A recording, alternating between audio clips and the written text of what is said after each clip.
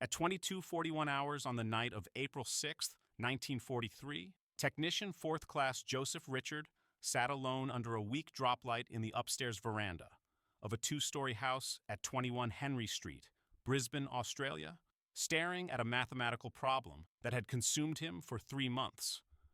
The blackout curtain was drawn tight. His supervisor had just left.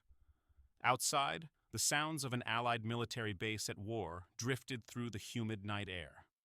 Richard's eyes burned from exhaustion, but he couldn't stop now. He was one step away from solving a puzzle that would doom hundreds of Japanese merchant ships before they ever left harbor. The problem was, he couldn't make the numbers add up. The 4-digit code group swam before his vision. He had been working on this encryption square since 1900 hours. 7 hours straight after finishing his regular shift. His hands were cramped from writing. His back ached from hunching over the desk. But John Bartlett was dead, and Joseph Richard had made a promise. 3 months earlier, Richard had been standing on this same veranda, sorting through intercepted Japanese radio messages, when he heard a gunshot from the adjoining room.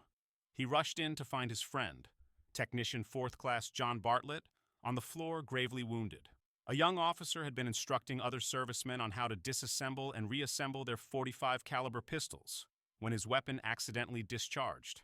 The bullet struck Bartlett, who had only come in to ask for a weekend pass, in the abdomen.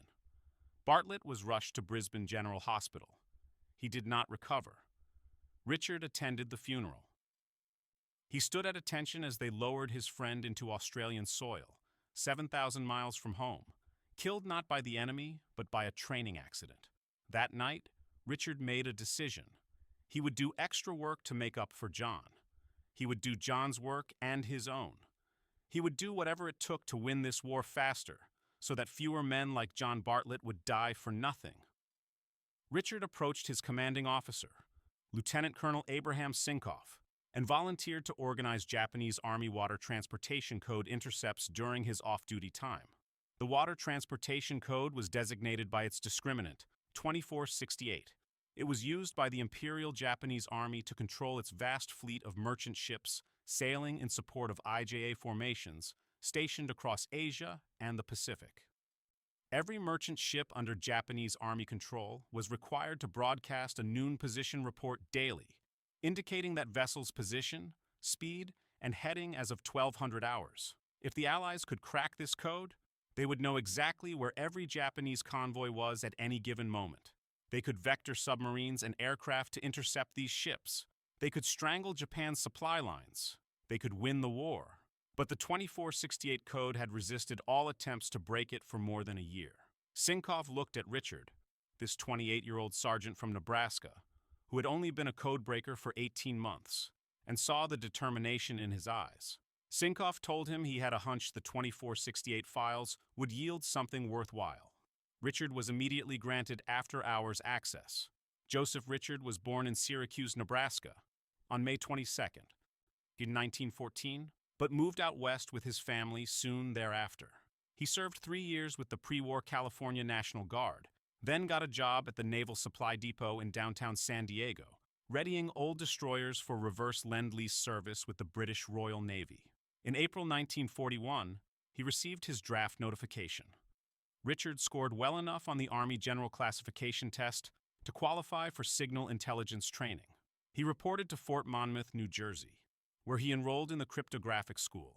Richard enjoyed duty at Monmouth and often spent his weekends in nearby New York City. That was where, on December 7, 1941, he learned that Japan had attacked Pearl Harbor. Together with a buddy, Private Richard stood at the entrance to the Holland Tunnel until a helpful cop flagged down someone willing to drive the soldiers back to base. In January 1942, Richard was transferred to the Army's Signals Intelligence Service, known as SIS. He was sent to Washington, D.C., to work at the crypt office on the 3rd floor of a wing of the temporary munitions building on Constitution Avenue. One of his first tasks was to help move code materials from the overcrowded munitions building to SIS's new home at a former girls' school in Arlington Hall, Virginia. Arlington Hall would become the nerve center of America's effort to crack Japanese Army codes. The building itself was unremarkable, a converted educational facility with high ceilings and large windows that had to be blacked out for security. Inside, hundreds of cryptanalysts, linguists, and clerks worked around the clock, sifting through intercepted Japanese radio messages that arrived daily from listening stations in the Panama Canal Zone, California, the Philippines, and Hawaii. The Army's signals. Intelligence Service was organized in 1930 with William F. Friedman named as its first director. Friedman was a brilliant cryptologist who had made history when he and his small team of analysts solved Japan's diplomatic cipher, termed the Purple Code. It was SIS's codebreakers who discovered that Tokyo had ordered its ambassador in Washington to cease all negotiations with U.S. officials effective December 7, 1941. But SIS's single-minded focus on purple left little time for anything else.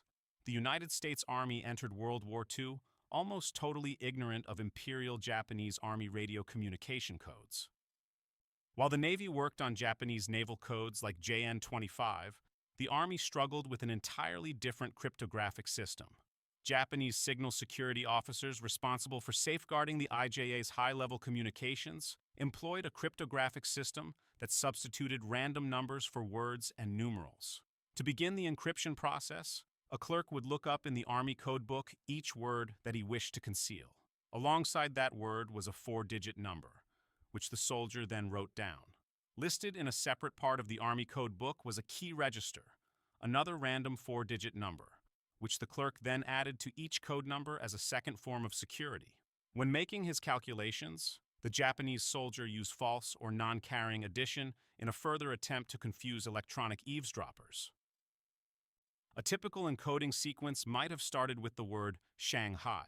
In his codebook, a clerk first matched Shanghai with its number substitute, 8127 for example. Next, he enciphered that number code using the current key register, say 6982. The result, 4009, was derived by adding both numbers together without carrying the tens. 8 plus 6 equals 14, but in false addition, you drop the 1 and write only 4. 1 plus 8 equals 9. 2 plus 2 equals 4. 7 plus 9 equals 16, but you drop the 1 and write only 6.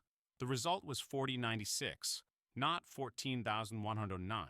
To decrypt IJA messages, another soldier at the receiving station simply reversed the process using a codebook that was arranged numerically. Japanese commanders found it an awkward and labor-intensive system, but one they believed could not be breached. They were wrong. In May 1942, Richard attended a serviceman's tea on the White House's South Lawn. A highlight of the event was when President Franklin D. Roosevelt came out to address the 500 enlisted soldiers, sailors, and Marines. Roosevelt's talk inspired Richard to seek an overseas posting, and before long he was on a slow boat to Australia, together with 8 other novice codebreakers, now wearing the 3 stripes of a technician 4th class. Richard arrived in Melbourne for duty with the 837th Signal Service Detachment. The officer in command there was Major Abraham Sinkoff. In appearance, this balding, bespectacled 34-year-old resembled a high school math teacher, which, in fact, was Sinkoff's occupation before William Friedman recruited him into the SIS. Behind that unassuming facade, however, resided the mind of a cryptological genius. Abe Sinkoff played a crucial role in defeating Purple, and in 1941 became one of the first Americans ever permitted to visit Britain's super-secret decoding center at Bletchley Park. By July 1942, Major Sinkoff found himself in Melbourne, assigned to a mysterious multinational signal intelligence organization known as the Central Bureau. Central Bureau was the brainchild of General Douglas MacArthur, recently named as Supreme Commander of Allied Forces in the Southwest Pacific area.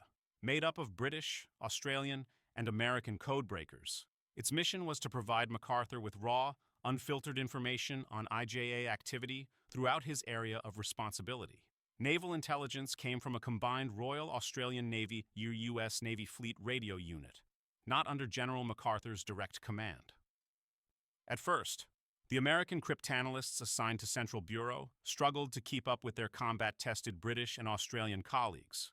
Joe Richard deemed Royal Australian Navy Commander Eric Nave an indispensable person for that officer's unparalleled skill in figuring out IJA air-ground communications codes. And veteran Commonwealth Signals Intercept technicians brought with them a technique called traffic analysis that could be used against the Japanese, just as it had in the deserts of North Africa. Traffic analysis involved the study of IJA radio networks in order to learn how the enemy was organized. Intelligence personnel scrutinized volumes of intercepted wireless communications, always alert for the presence of patterns in call signs, message priorities, and addresses. Experienced traffic analysts could reveal much about Japanese order of battle and even predict troop movements, all without decoding a single message. By dint of much hard labor, signal intelligence specialists at Central Bureau began to part the veil of secrecy that cloaked IJA's communications. Using traffic analysis and other techniques, Allied experts unraveled the code used by Japanese signalmen to identify locations. They now knew that any message with 9834 in the address label, for instance, was intended for commanders on Rabaul.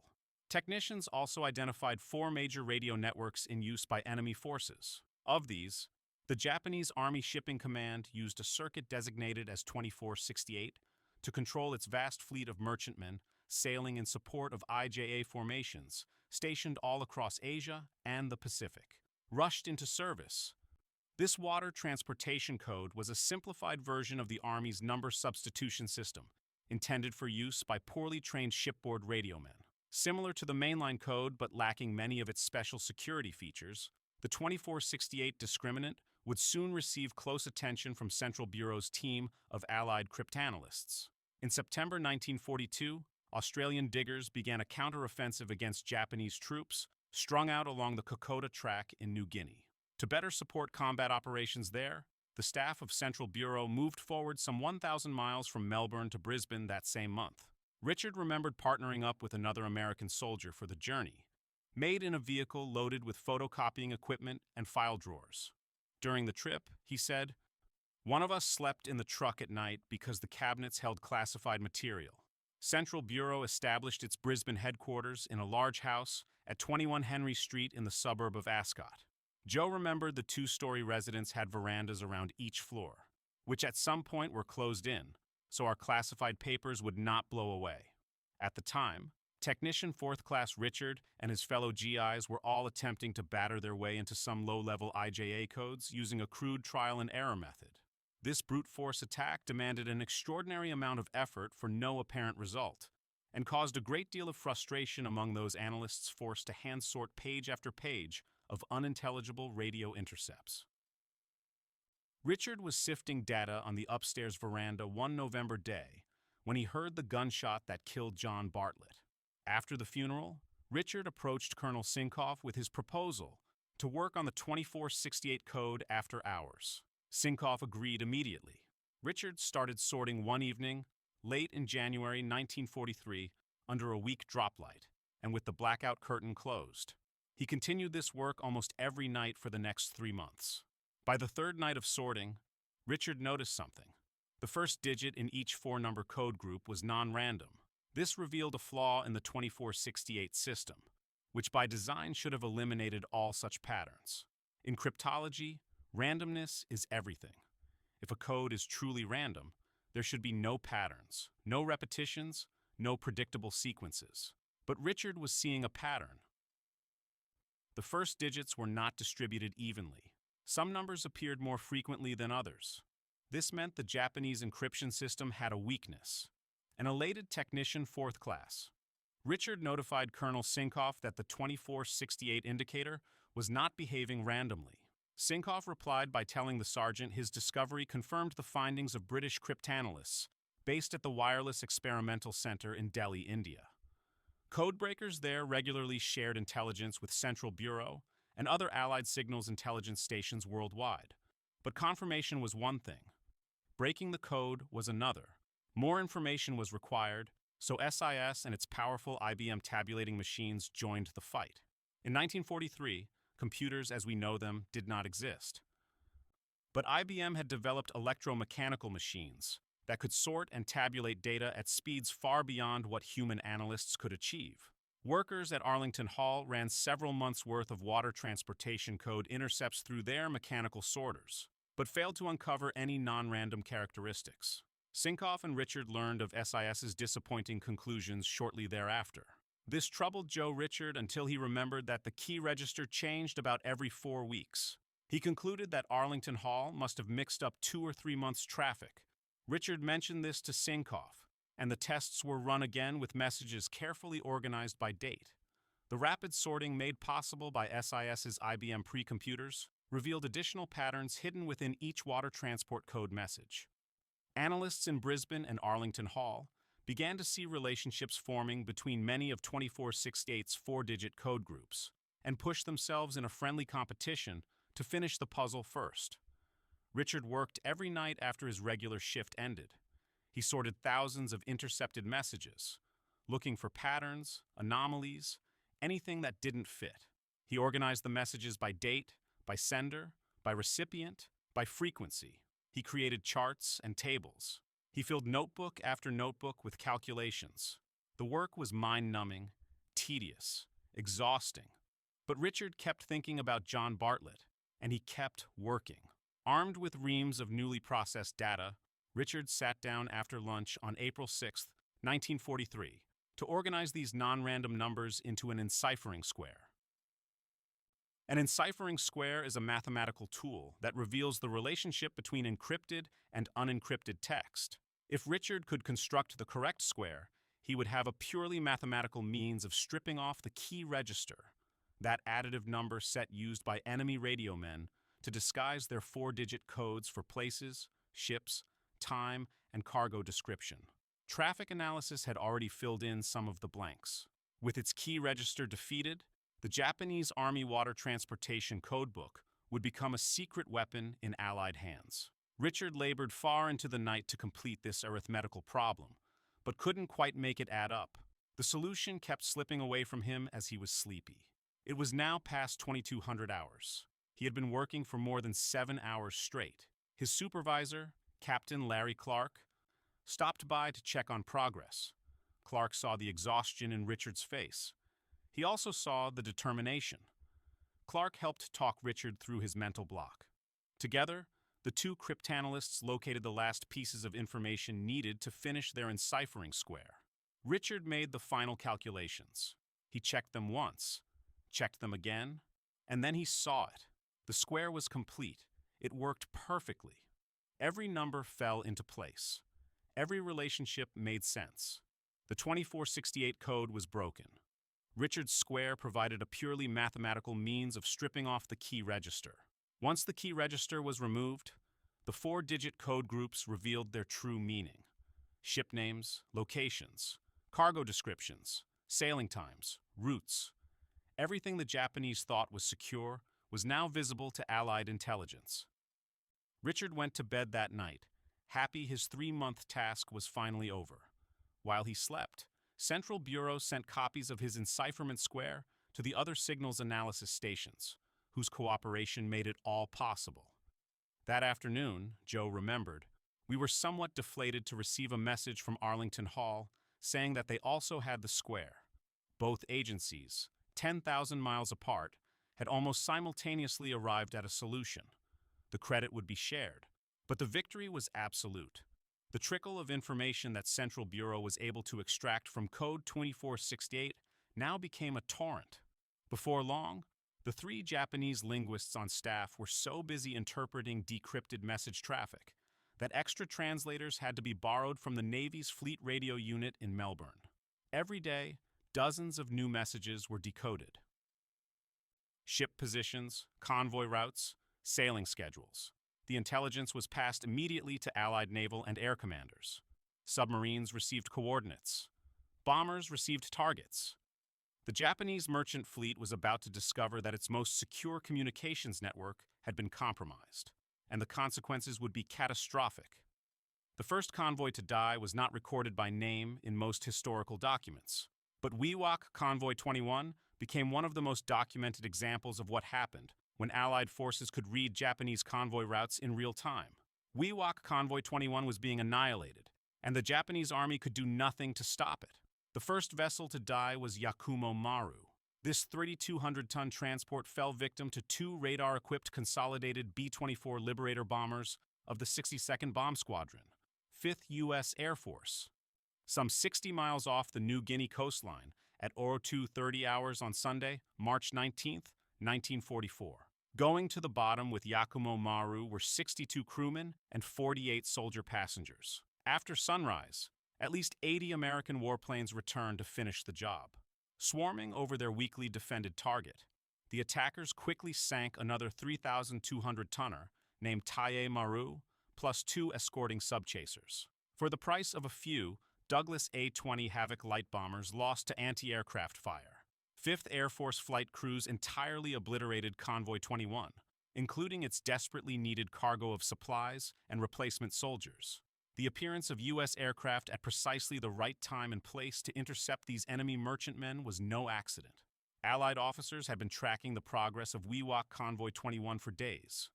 Aided by decrypted 2468 messages that revealed the convoy's noon position reports. The Japanese never suspected their daily broadcasts were being read in Brisbane, Pearl Harbor, and Washington. They believed their code was secure. They continued to transmit convoy positions, routes, and schedules in what they thought was unbreakable cipher. Every transmission was intercepted. Every message was decoded. Every convoy was tracked. By August 1944, U.S. Army cryptanalysts had deciphered 75,000 water transportation code messages. Many of these intercepts contained such actionable intelligence as routes, sailing times, and freight lists, data that soon found its way into the hands of Allied naval and air commanders all across the Pacific theater of operations. The impact on Japanese merchant shipping was devastating. In early 1943, analysts broke what many dubbed the Maru code, the Japanese crypto system used to route merchant ships through empire waters. Maru was part of the name of all Japanese merchant vessels. The daily noon position reports of each convoy combined with the Aero 800 and 2,000 reports of individual skippers allowed American analysts to plot Japan's freighters, tankers, and transports in real time. Gone was guesswork and luck. All a submarine skipper had to do was intercept a convoy on its scheduled course, shadow the ships, and set up the perfect attack. The Silversides was among the initial boats to benefit from this new intelligence. On his 4th patrol off the Caroline Islands, Lieutenant Commander Burlingame received one of his first messages based on the decryptions, alerting him that the 10,023-ton tanker Toei Maru would reach truck at 0010 on January 18, 1944. Burlingame picked up the target ahead of schedule and fired 4 stern tubes at 0255. The skipper watched as multiple fish crashed into the tanker. Tremendous explosion and pillar of black smoke 200 feet high. Burlingame wrote in his report, flame and sparks at its base and outstack. Intelligence alerted the skipper just 4 days later of a 4-ship convoy that carried more than 4,000 Japanese soldiers and horses. Burlingame picked up the vessels on January 20th, firing 6 torpedoes that hit the passenger cargo ship Sonodono Maru, freighter Surabaya Maru, and freighter Mayu Maru. He put 17,775 tons of enemy ships on the bottom and killed more than 800 Japanese servicemen. The sound of ships breaking up, he wrote in his patrol report, was clearly heard for the next half hour.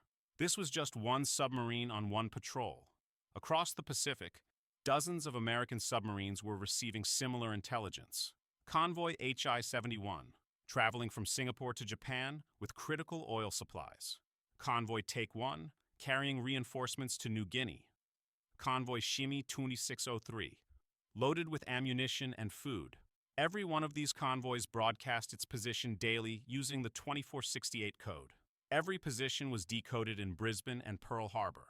Every convoy was intercepted. Lieutenant Commander John Coy, skipper of the USS Silversides, stared through his binoculars at the enemy convoy just past midnight on December 29, 1943.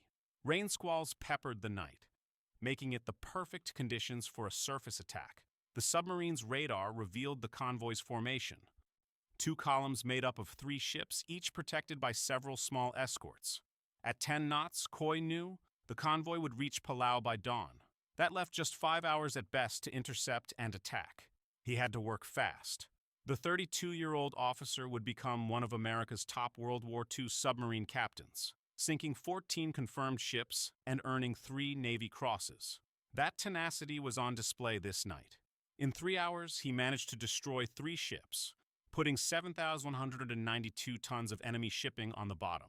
Silversides had a busy night, he wrote in his report, firing 16 torpedoes. Coy had been vectored to this convoy based on intelligence from decoded 2468 messages. Without that intelligence, he would have been searching 8 million square miles of ocean. With it, he knew exactly where to find his targets. Over the course of the war, American submarines attacked 4,112 merchant ships, firing 14,748 torpedoes. A post-war comparison of American and Japanese records revealed that U.S. submarines sank 1,013 of those ships, with a total tonnage of 4,779,902.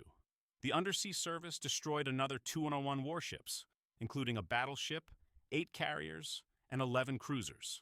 That success came at a steep price. The United States lost 52 submarines, almost 1 out of every 5. With those went the souls of 374 officers and 3,131 enlisted men. But the destruction of Japan's merchant fleet was worth the cost. Japan's dependence on shipping had proven the Achilles heel of the nation's war machine. Japan proved the perfect adversary for a submarine war. The archipelago, made up of 4 major islands and several thousand smaller ones, stretched almost 2,000 miles. From the icebound winter harbors of Hokkaido in the north to the azure waters and coral reefs of Okinawa in the south. Mountains crowded as much as 85% of Japan, with towering ranges that traversed each of the major islands. The inhospitable terrain had played a crucial role in the evolution of Japan's transportation systems. Mountains made railroad construction a challenge, and the necessary tunnels and bridges were expensive and vulnerable in wartime. The slow pace of rail construction had left Japan at the outbreak of the war, with just 2 rail lines that ran the length of the main island of Honshu. With less than 6,000 miles of national roadways, most unpaved, the highway system proved equally primitive. One 77-mile trip across Honshu after the war would take American surveyors 12 hours. Japan's dominant means of transportation instead revolved around the water. A vital maritime highway system that American strategists recognized proved an incredible liability in a submarine war. The concentration of shipyards, aircraft plants, and munitions factories on the central island of Honshu forced Japan to ship vital raw materials from its outer islands as well as internationally. The nation's inhospitable terrain caused greater strategic problems. Japan suffered a critical lack of farmable land, a fact made all the more severe, given that the nation's population had tripled to 73 million since it first opened its doors to the West. This growth made Japan the most densely populated nation per arable acre in the world, with 2,174 people crowded per acre compared to just 230 in the United States.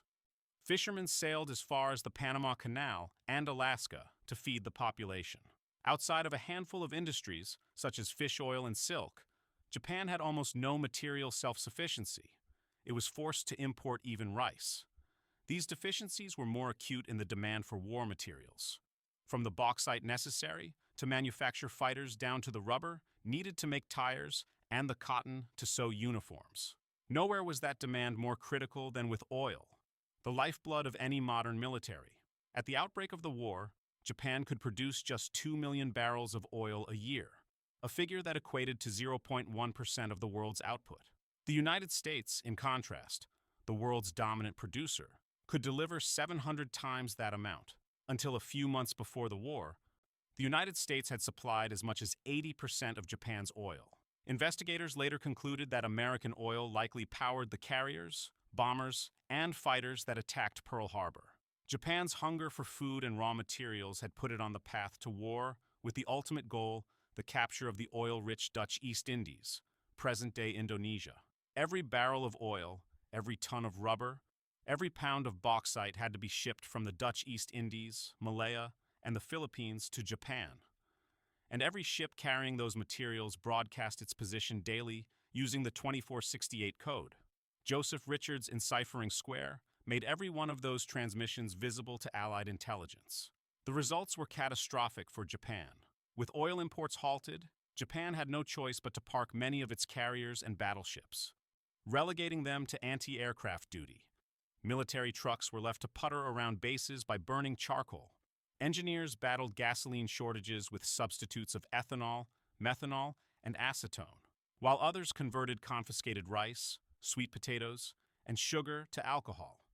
Even precious bottles of sake vanished from store shelves. The Japanese grew so desperate that by 1945, workers built some 40,000 small distilleries in an effort to harvest oil from pine roots. To keep fighters in the air, Japan slashed gasoline quality from 92 octane to 87 as engineers modified engines to burn alcohol. Pilots had once received 100 hours of basic training, but by the final months of the war, received as little as 30 and no navigation instruction. Flyers would simply follow one another into combat, as mission losses soared as high as 70%. Fuel scarcity even forced leaders to resort to kamikaze attacks. There was no prospect for victory in the air by the employment of orthodox methods. Lieutenant Colonel Naomichi Jin, an Air Army Operations Staff officer, told interrogators after the war. Suicide attack was the only sure and reliable attack by airmen whose training had been limited because of the shortage of fuel. The civilian population was forced to battle food shortages, a thriving black market, and widespread malnutrition.